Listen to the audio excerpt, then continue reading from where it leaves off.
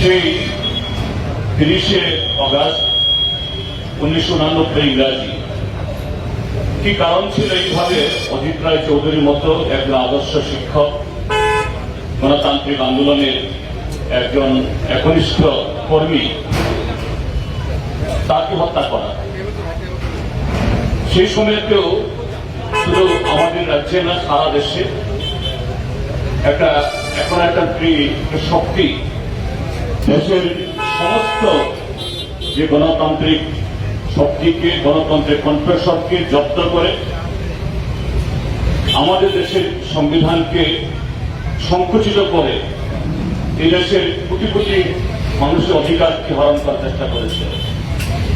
তারই বিরুদ্ধে আমাদের দেশের ট্রেড ইউনিয়ন এবং আরো অন্যান্য শক্তি ভারত বন্ধ আহ্বান করেছিল। শান্তিপূর্ণভাবেই আমাদের রাজ্যেও ভারতের কমিউনিস্ট পার্টি, মার্ক্সবাদী, আরো অন্যান্য গণতান্ত্রিক শক্তি, আমরা সে আহ্বানে অংশগ্রহণ করার জন্য এই রাজ্যের মানুষকে আমরা আহ্বান জানিয়েছিলাম। সেদিন সেই বনকে সফল করার জন্য জবরদস্তি করে দোকান বন্ধ করা, গাড়ি ঘোড়া থামিয়ে দেওয়া, মানুষের জীবন জীবিকা স্তব্ধ করা, এরকম কোন কর্মসূচি শুধু বামপন্থীরা নেননি। আইজ অফ ট্রেড ইউনিয়ন সেরকম কোন কর্মসূচি সেটি সংগঠিত করেনি। কিন্তু এই রাজ্যের তৎকালীন যে স্বৈর শাসকরা, তারা সেই বনকে এই রাজ্যে সেই সময়তেও এই কদিন আগে ত্রিপুরাজ্যের যে পঞ্চায়েত নির্বাচন হয়ে গেছে, সেরকম একটা পঞ্চায়েত নির্বাচন, এই পঞ্চায়েতকে ভেঙে দেওয়ার বিরুদ্ধে এই রাজ্যে গণতান্ত্রিক শক্তি বামপন্থীরা প্রতিবাদে সোচ্চার হয়েছিলেন। তবে অজিত রায় চৌধুরী সেই জবরদস্তি করে অন্যায়ভাবে 5 বছর মেয়াদ পূর্ণ হওয়ার আগে পঞ্চায়েত ভেঙে দেওয়ার বিরুদ্ধে তিনি আদালতে কেস দাখিল করেছিলেন। এটা তার অপরাধ। মানুষের অধিকারের জন্য কথা বলা যাবে না, সংবিধানকে গলা টিপে মারার বিরুদ্ধে আওয়াজ তোলা যাবে না। গ্রামাঞ্চলে বামপন্থী ফ্রন্ট সরকার যে ক্ষমতা বিকেন্দ্রীকরণ করেছিল, মানুষকে কথা বলার, যার যার যে অঞ্চলে সেখানকার উন্নয়নে পরিকল্পনা গ্রহণে অংশগ্রহণ করা, এটা করা যাবে না। তারা এই যোগীনগর অঞ্চলে এই পঞ্চায়েত রক্ষা করার জন্য তৎকালীন শাসক দলের স্বৈরতান্ত্রিক পদক্ষেপের বিরুদ্ধে প্রতিবাদ করার জন্য আদালতে যাওয়ার অপরাধে তাকে খুন করা হবে। তো বন্ধুরা, 89 ইংরাজির পর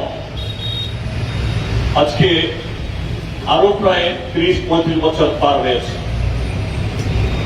আমরা আমাদের দেশে এবং রাজ্যে হয়তো দল ভিন্ন, রং ভিন্ন, স্লোগান ভিন্ন, আরেকটা স্বৈরতান্ত্রিক শক্তি উত্থান আজকে আমরা দেখছি। তার রং যাই হোক, তার স্লোগান যাই হোক, দলের নাম যাই হোক, তাদের কাজের ধারা, জনগণের প্রতি তাদের ব্যবহার এবং সর্বোপরি যে নীতিমালা, যে সংবিধান এদেশের মানুষের অধিকারকে সুনিশ্চিত করেছে, সর্বদাই সেই সংবিধানের ত্রুটি চেপে ধরা, কণ্ঠস্বর রোধ করার এই পদক্ষেপের দিক থেকে তাদের মধ্যে কোনো ভিন্নতা থাকে না। আমরা একই চিত্র আজকে রেখেছি। গত 2018 ইংরাজিতে ভারতীয় জনতা পার্টির নেতৃত্বে আমাদের দেশে সরকার আসার পর এখানে 18তেও যখন ত্রিপুরাজ্যে মিথ্যা প্রতিশ্রুতির জোরে ক্ষমতা দখল করার পর এ রাজ্যের সমস্ত গণতান্ত্রিক প্রতিষ্ঠানকে তারা তার দরজা, তার অধিকার, তার ব্যক্তি অর্থাৎ মানুষের যে ন্যূনতম অধিকারকে আজকে সম্পূর্ণ স্তব্ধ করে দিয়েছে। এ রাজ্যে গত 6.5 বছরে একটা নির্বাচনও সুষ্ঠুভাবে সংগঠিত হয়।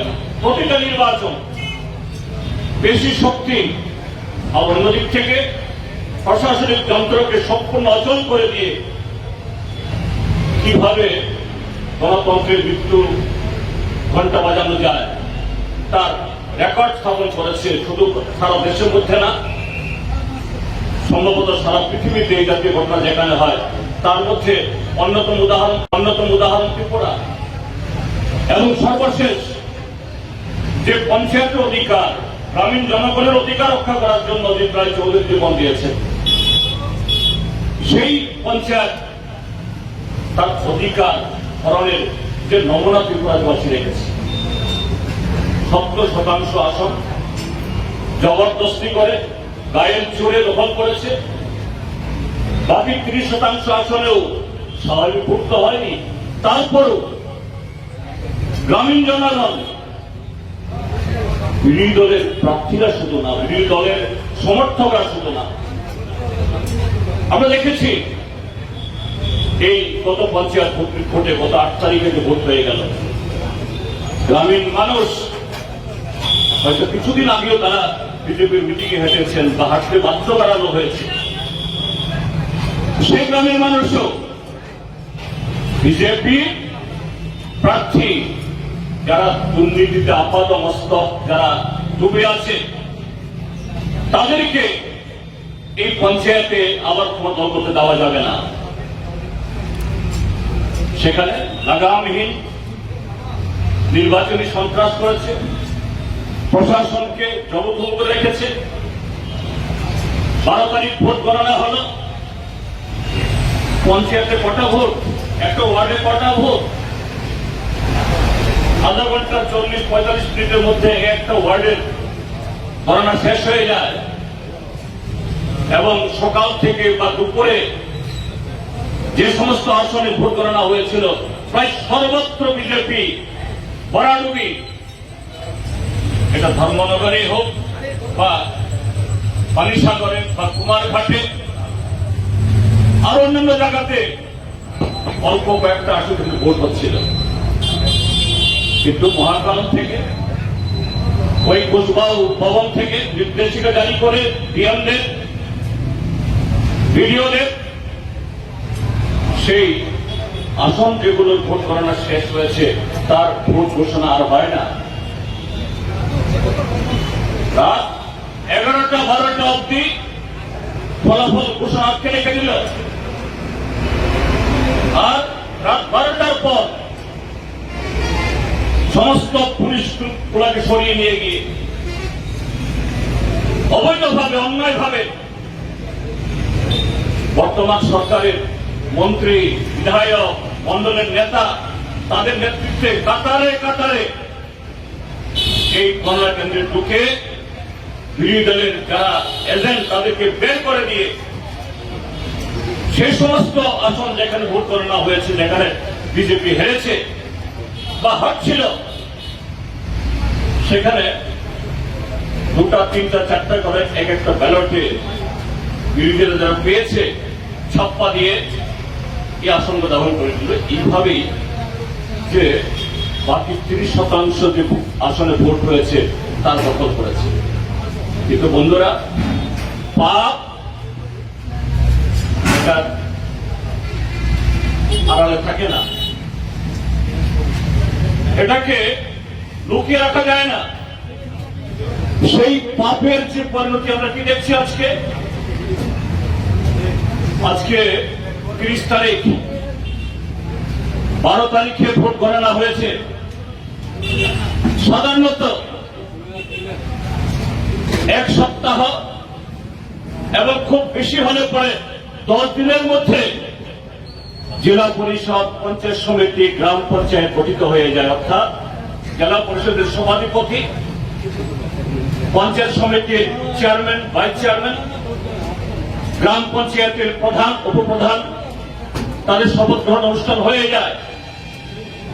12 তারিখে হয়েছে, এটা 22-23 তারিখ সর্বাধিক হয়ে যাওয়ার কথা, হয়নি। পত্রপত্রিকা, যে কিছু পত্রপত্রিকা যারা কিছু স্বার্থের কারণেও তাদের কথা লিখেন। এই ত্রিপুরা যে বাস্তব চিত্র, কিভাবে জনগণের অধিকার লুণ্ঠিত হচ্ছে, ভোট ডাকাতি হচ্ছে, এই সমস্ত ছবি তোলেন না। এমনকি এই যে বিপর্যয়কর বন্যা হলো, আমরা সমস্ত বিরোধী দল নিয়ে সরকারকে বলছি, আমরা আমাদের সমস্ত শক্তি দিয়ে সরকারের পাশে দাঁড়াবো। সরকার হয়তো কোনো পার্টি চালাতে পারে, সরকার তো জনগণের, দুর্গতদের পাশে আমরা থাকবো। সেখানেও আমরা দেখি দুস্থ লোককে উদ্ধার করার ক্ষেত্রে দলবাজি, প্রাণ কার্যে দলবাজি, এই সমস্ত ঘটনা ঘটছে। আর এই যে দলবাজি, কিভাবে মানুষের যে সংকট, সেই সংকটকে ব্যবহার করে লুট করার যে মানসিকতা আজকে প্রতিফলিত হচ্ছে। আজকে 30 তারিখ অব্দিও বহু পঞ্চায়েত সমিতি, গ্রাম পঞ্চায়েতে শপথ গ্রহণ হচ্ছে না। কি কারণ?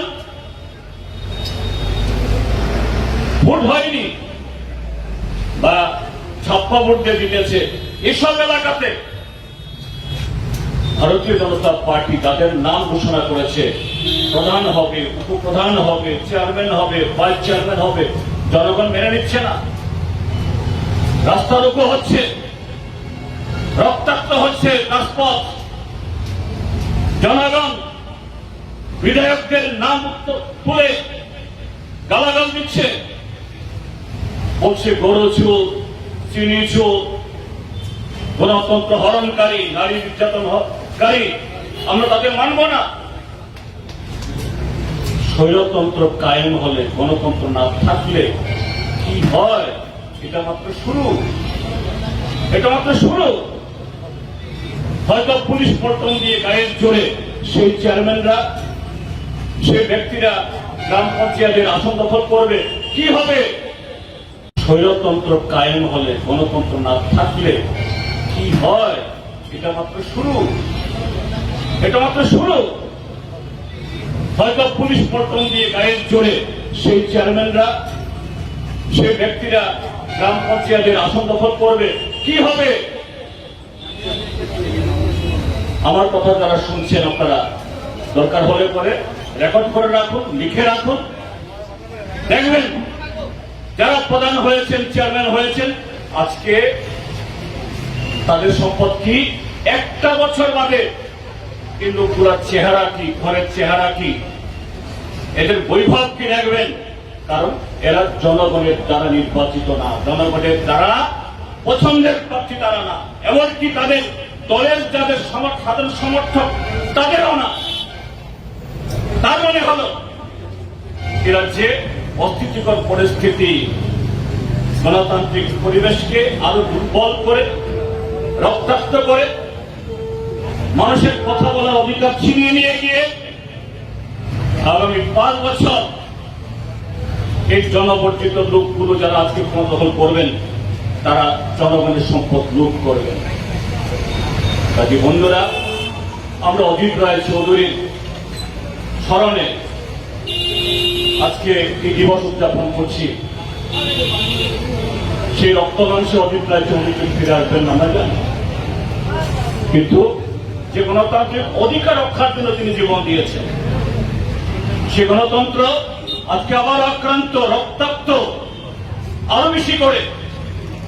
কাজে এই দিবসে ত্রিপুরা যে গণতন্ত্র পুনরুদ্ধার করা লড়াইয়ে আরো ব্যাপক অংশের মানুষকে সামিল করে, এটা কোন দলের স্বার্থে না, সামগ্রিকভাবে এই ত্রিপুরাজ্যের স্বার্থে, ত্রিপুরাজ্যের বিকাশের স্বার্থে, মানুষের অধিকারের স্বার্থে আমরা শপথ গ্রহণ করব।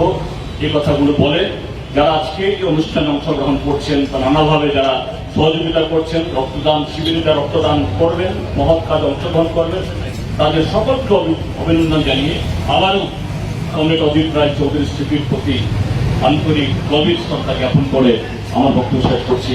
ইনকলাব জিন্দাবাদ, কমরেড অজিত রায় চৌধুরী।